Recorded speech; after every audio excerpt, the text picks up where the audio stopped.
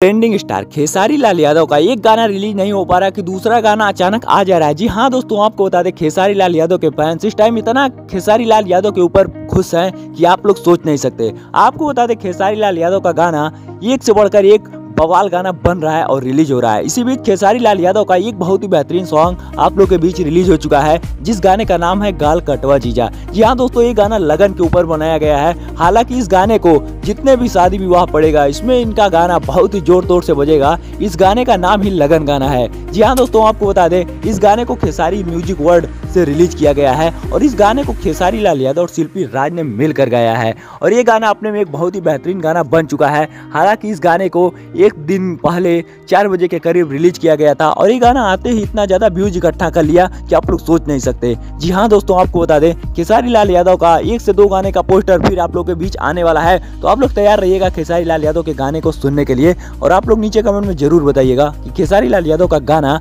आपको कैसा लगता है। और अगर आपको ये वीडियो पसंद आई हो तो इस वीडियो को लाइक करके, चैनल पे नए हो तो सब्सक्राइब करके बेल नोटिफिकेशन को ऑल पे सेट कर लीजिएगा, जिससे भोजपुरी रिलेटेड कोई भी खबर हो तो सबसे पहले आप तक जरूर पहुंचे।